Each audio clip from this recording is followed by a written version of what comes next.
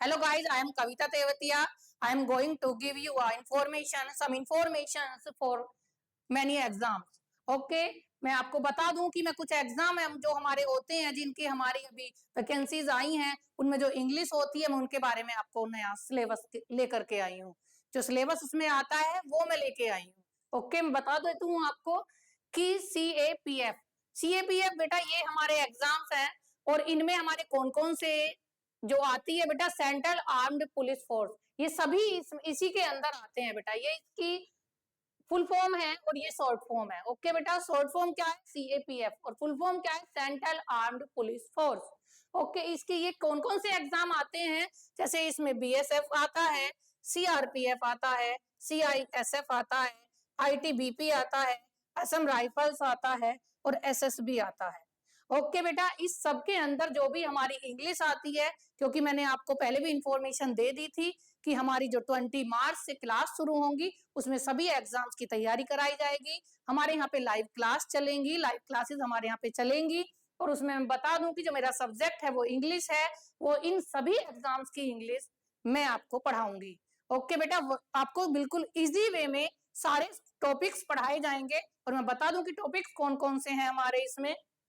देखिए बेटा, सबसे पहले हमारा जो सिलेबस है मैं वो आपके बता देती हूँ आपको कि ability to understand correct English. सबसे पहले हमें करेक्ट इंग्लिश को पहचानना, उसको पहचानना आना चाहिए बेटा।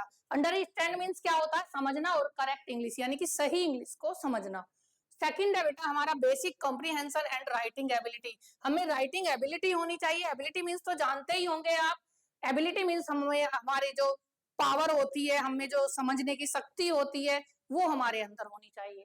ठीक है, और बेसिक कॉम्प्रिहेंशन ये हमारा एक पैराग्राफ होता है जिसमें से हमें क्वेश्चन छांटने होते हैं। ओके बेटा, और थर्ड हमारा एरर स्पॉटिंग, जिसमें हमारे एरर मीन्स गलतियां होती हैं, वो हमसे एरर पूछते हैं और हम उसमें एरर को हमें ढूंढना होता है। और फोर्थ है बेटा हमारा फिल इन द ब्लैंक्स। और फिल इन द ब्लैंक्स बता दूं तो इसमें बेटा हमें पूरी ग्रामर पढ़नी पड़ेगी, जिसमें हमारे पार्ट ऑफ स्पीच भी होते हैं, जो हमारा एरर होता है, जो फिल इन द ब्लैंक्स होता है। इसके लिए हमें फुल ग्रामर पढ़नी होगी, वो मैं आपको पूरी तरीके से पढ़ाऊंगी। उसमें हमारी पार्ट ऑफ स्पीच भी होंगे, उसमें हमारे टेंसेस भी होंगे, बहुत सारी उसमें बेटा होगा। जब पढ़ोगे जब आपको सब इजीली समझ में आएगा। थर्ड हमारा वोकैबुलरी होगी, ये आपने सुन रखा होगा बेटा, वोकैब बहुत बड़ी होती है। ओके, इसमें हमारे सभी मीनिंग्स जो होते हैं वो होते हैं इसमें। और नेक्स्ट है हमारा स्पेलिंग्स। बेटा हमारे वो हमें स्पेलिंग्स देंगे, बट उसमें जो करेक्ट स्पेलिंग होगी वो हमें पहचाननी होगी। नेक्स्ट है हमारा इंग्लिश ग्रामर।